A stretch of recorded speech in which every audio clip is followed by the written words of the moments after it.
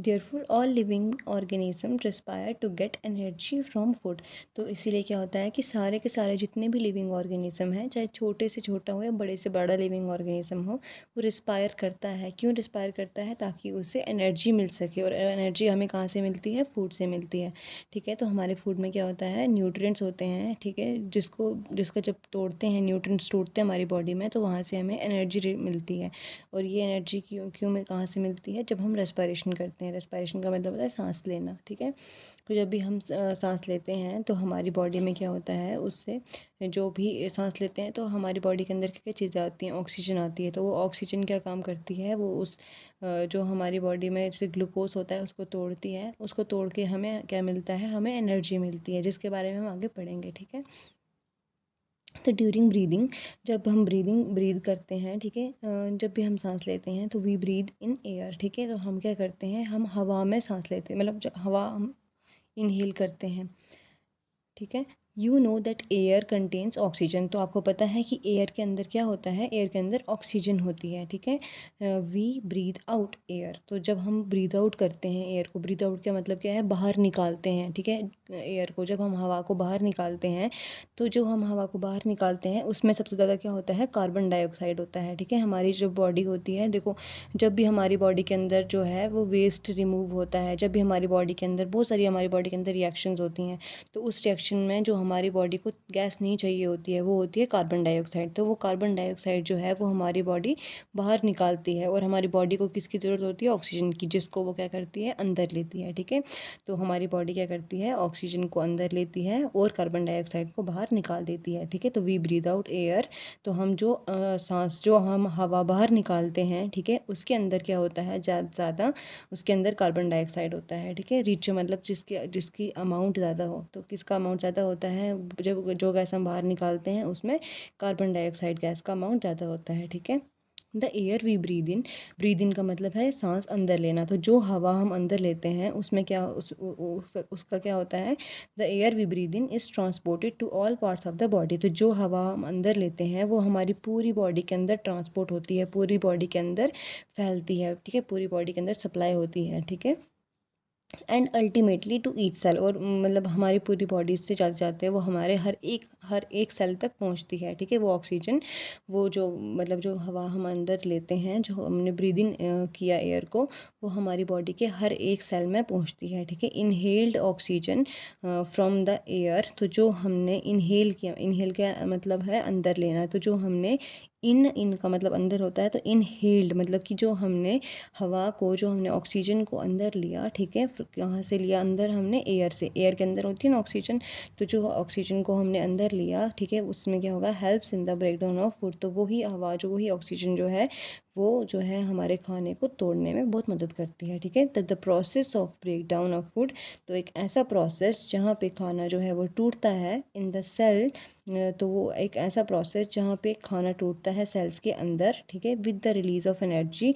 और क्या निकलती है बाहर? एनर्जी निकलती है। जैसे खाना टूटा तो क्या निकलेगी? एनर्जी निकलेगी। उसको हम क्या बोलते हैं? Cellular respiration.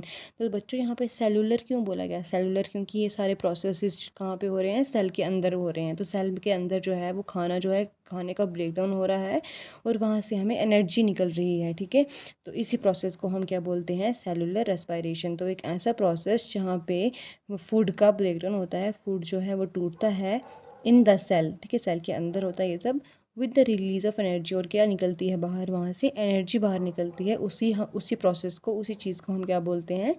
Cellular respiration. तो cellular respiration takes place in the cells of all organism.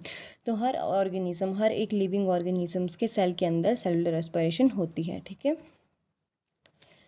In the cell the food glucose is broken down. तो हर एक सेल के अंदर, सेल में क्या होता है? जो फूड है हमारा, जो खाना है, उसके अंदर क्या होता है? ग्लूकोज होता है। ठीक है, glucose is a type of carbohydrate. तो जो ये ग्लूकोज होता है ये टूटता है। ठीक है, इज़ ब्रोकन, ब्रोकन का मतलब क्या है? वो टूट जाता है। तो ये ब्रोकन डाउन, वो टूटता है इनटू कार्बन डाइऑक्साइड, ठीक है, वो टूटता है। जो ग्लूकोज है वो टूटता है किस किस चीज़ में, कार्बन डाइऑक्साइड में टूटता है और वाटर में टूटता है, ठीक है। तो यहाँ पे एक रिएक्शन दी है, ये ग्लूकोज का फॉर्मूला है, ये टूटता है, ग्लूकोज ऑक्सीजन से मिलकर क्या करता है, वो टूटता है और क्या क्या निकलता है, कार्बन डाइऑक्साइड निकलता है, वाटर निकलता है और एनर्जी निकलती है, वो यहाँ पे बताया है, ठीक है।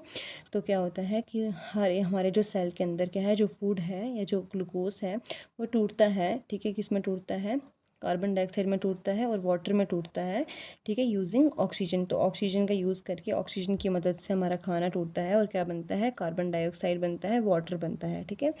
व्हेन ब्रेकडाउन ऑफ ग्लूकोज अकर, जब भी इस ग्लूकोज का ब्रेकडाउन होता है, जब भी ग्लूकोज टूटता है किसकी मदद से, with the use of oxygen के यूज़ से, उसको हम बोलते हैं एरोबिक रेस्पिरेशन। तो एरोबिक रेस्पिरेशन का मतलब क्या है, यहाँ पे एयर की प्रेजेंस में, मतलब यहाँ पे एयर प्रेजेंट थी, एयर की मदद से हमने क्या किया, हमने अपने ग्लूकोज को तोड़ा और हमें क्या क्या चीज़ें मिल गई, हमें कार्बन डाइऑक्साइड मिली, वाटर मिला और एनर्जी मिली। तो उसी प्रोसेस को हम बोलते हैं एरोबिक रेस्पिरेशन। देखो यहाँ पे एयर है ना, एयर, एरोबिक में एयर आ रहा है, तो एयर का मतलब क्या है, हवा की, ऑक्सीजन की प्रेजेंस में ये काम हो रहा है, ठीक है।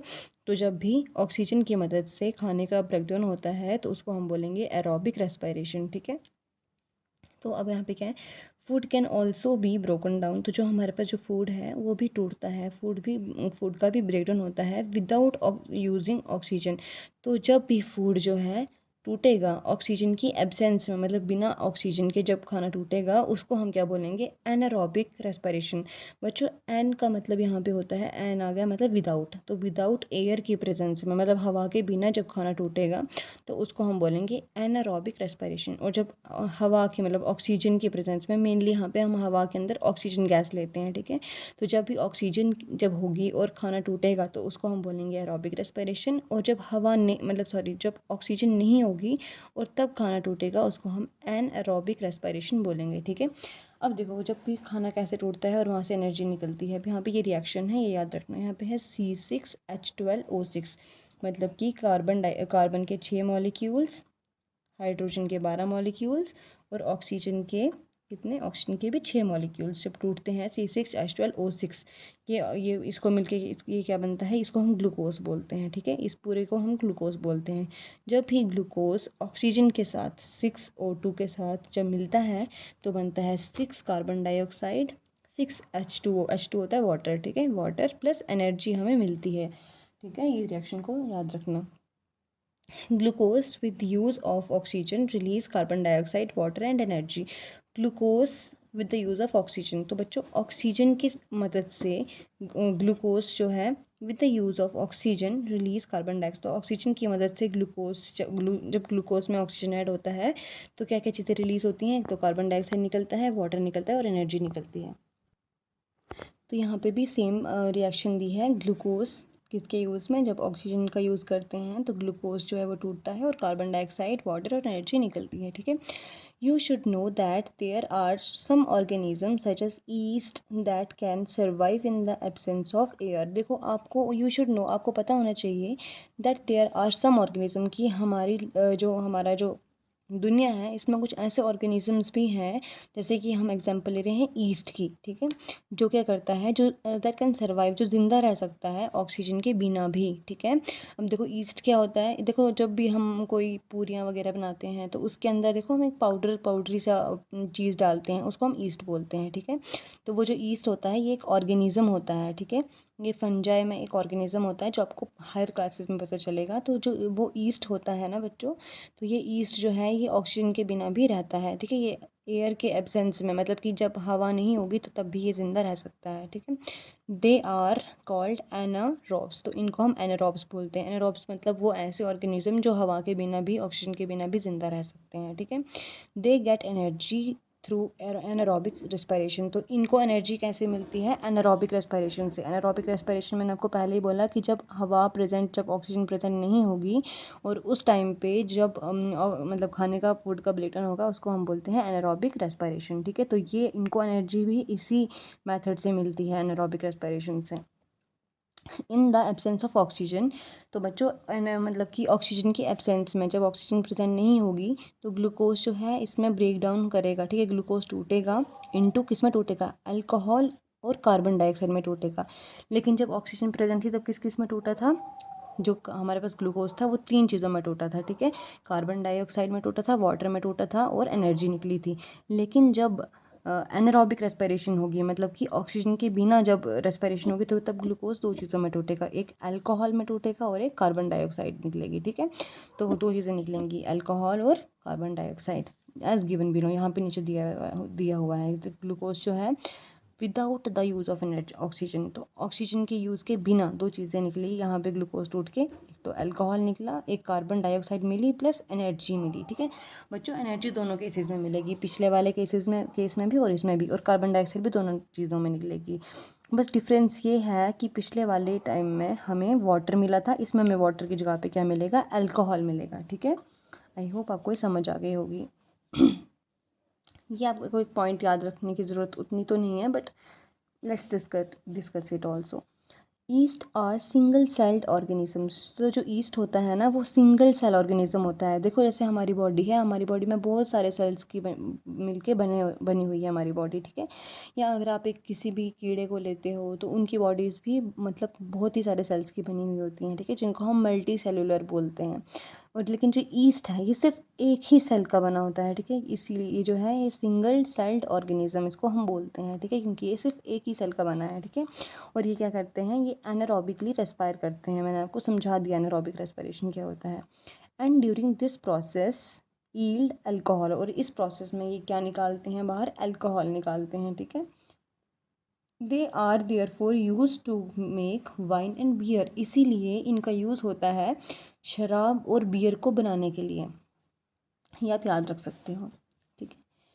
और muscle cells can also respire anaerobically, तो बच्चों देखो हमारे जो मसल सेल्स हैं, ठीक है, वो भी एनारोबिकली रेस्पायर कर सकते हैं। एनारोबिकली रेस्पायरेशन का मतलब है ऑक्सीजन की एब्सेंस में, ठीक है, but only for a short time, लेकिन बहुत ही शॉर्ट टाइम में जो हमारे मसल सेल हैं ये एनारोबिकली रेस्पायर करते हैं, ठीक है। When there is a temporary deficiency of oxygen, जब थोड़े ही टाइम के लिए हमें ऑक्सीजन की डेफिशिएंसी हो जाए, ऑक्सीजन की कमी हो जाए, तब हमारे जो मसल सेल हैं वो एनारोबिकली रेस्पायर करते हैं, ठीक है।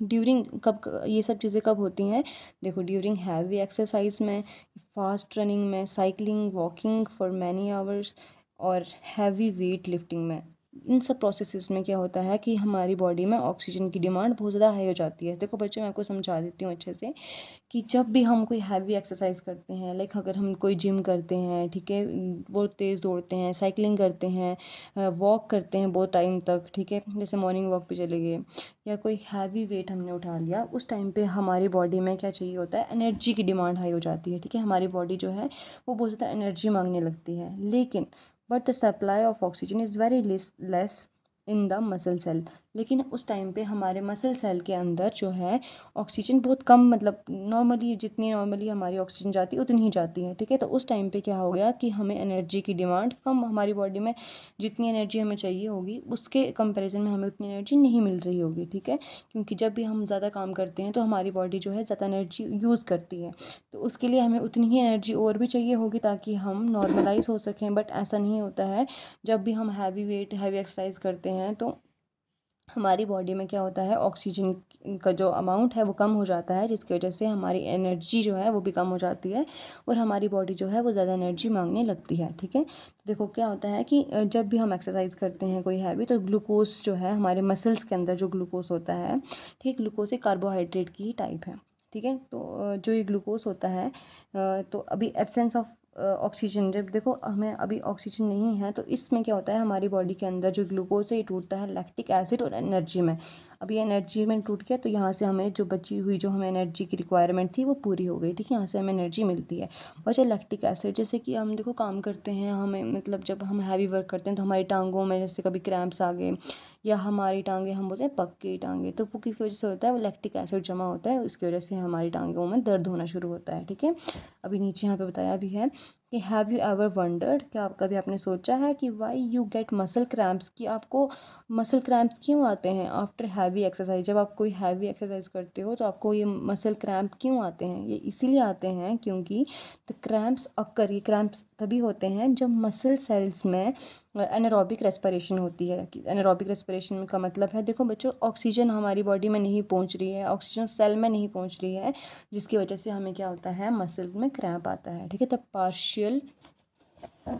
पार्शियल ब्रेक डाउन, जो partial break down of glucose है, जो मैंने आपको अभी बताया कि जो ग्लूकोज है वो वहाँ पे टूटेगा। तो पार्शियल क्या है, मतलब अच्छे से नहीं, थोड़ा बहुत जो है ग्लूकोज टूटता है, और दो चीज़ें बनती हैं, लैक्टिक एसिड बनता है और क्या बनता है, लैक्टिक एसिड और एनर्जी बनती है। ठीक है, तो उस टाइम पे जब पार्शियल ब्रेक डाउन होता है ग्लूकोज का, तो वो क्या प्रोड्यूस करता है, एक तो वो लैक्टिक एसिड को प्रोड्यूस करता है।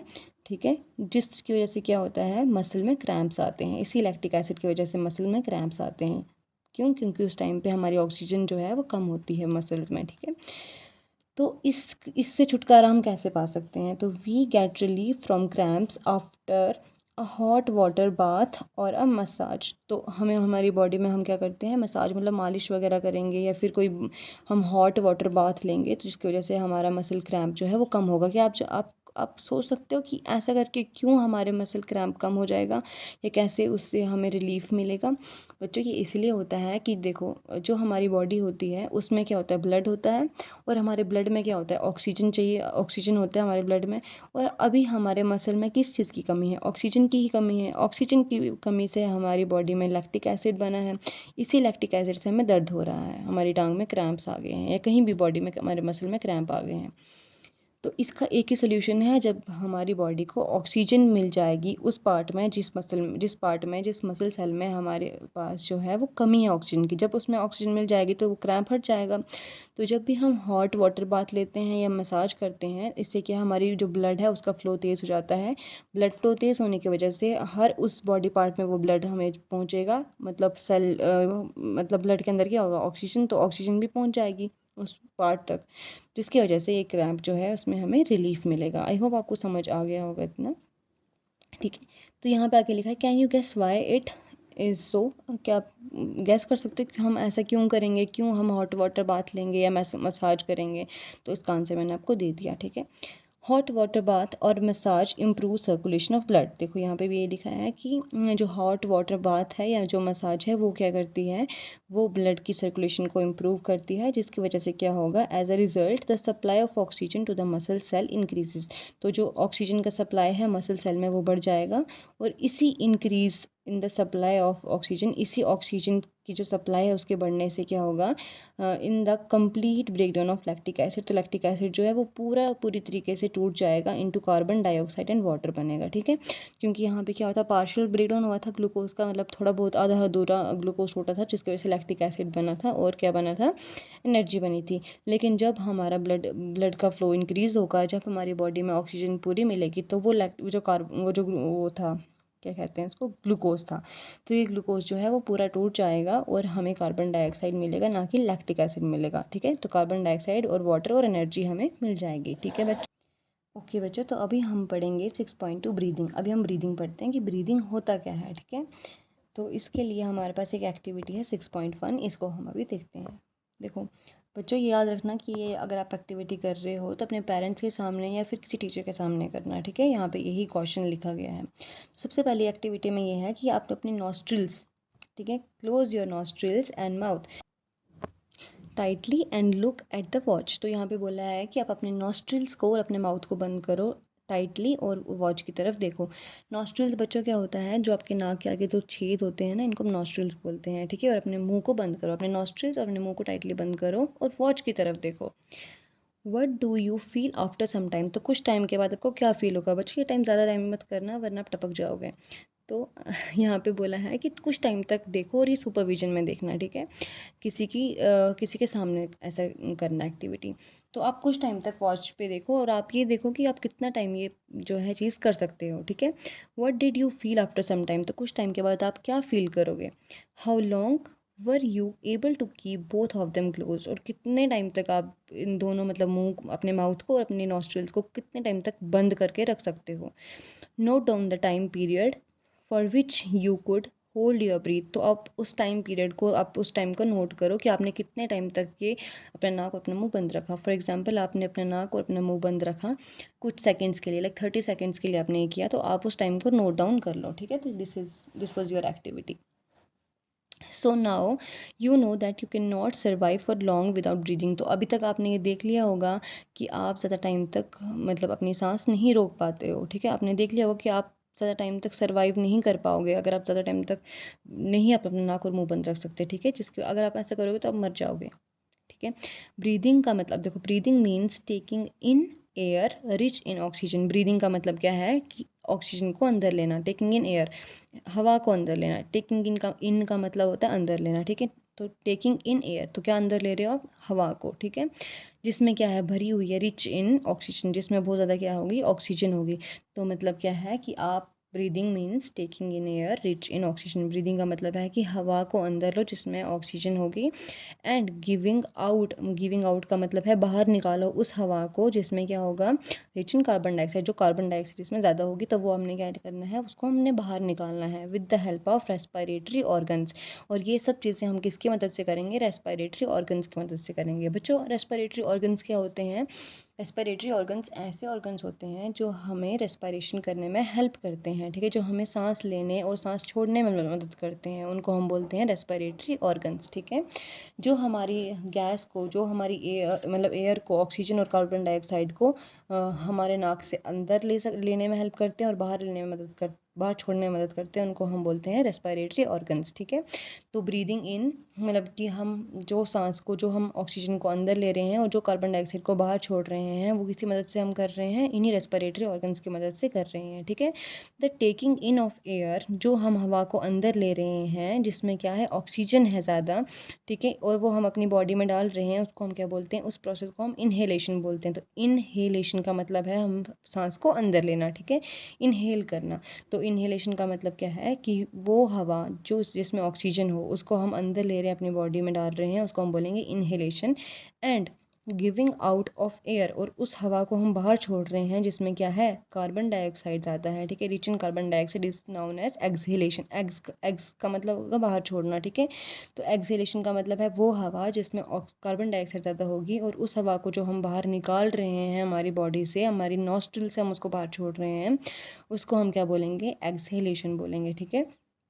तो it is a continuous process. तो बच्चों ये कॉन्टीन्यूअस प्रोसेस है, मतलब कि ऐसा नहीं है कि अभी आप सांस ले रहे हो तो थोड़ी देर के बाद आप सांस रोक दोगे और आप मतलब छोड़ दोगे, सोते वक्त आप सांस ही नहीं लोगे, ऐसा नहीं है। तो जो सांस लेना और सांस छोड़ना जो है वो एक कॉन्टीन्यूअस प्रोसेस है, मतलब वो लाइफ टाइम तक चलता ही रहेगा जब तक आप जिंदा हो, ठीक है। विच goes on all the time, तो वो क्या है, हर टाइम चलता रहेगा। And through out the life of an organism, और जितनी भी एक ऑर्गेनिज्म की लाइफ है पूरी लाइफ टाइम तक ये प्रोसेस जो है वो चलता रहेगा, ठीक है। The number of times a person breathes in a minute is termed as breathing rate. बच्चों ब्रीदिंग रेट का मतलब, ब्रीदिंग का मतलब क्या होता है, पहले तो ब्रीदिंग का मतलब होता है सांस लेना और सांस छोड़ना है। और याद रखना बच्चों, जब भी रेट है ना, रेट का मतलब हमेशा हम टाइम की बात करेंगे, ठीक है। तो टाइम कितना, हम 1 मिनट का टाइम ले रहे हैं, तो 1 मिनट में एक आदमी कितनी जो ऑक्सीजन है या कार्बन डाइऑक्साइड है वो ले रहा है और छोड़ रहा है, उसको हम क्या बोलते हैं, ब्रीदिंग रेट।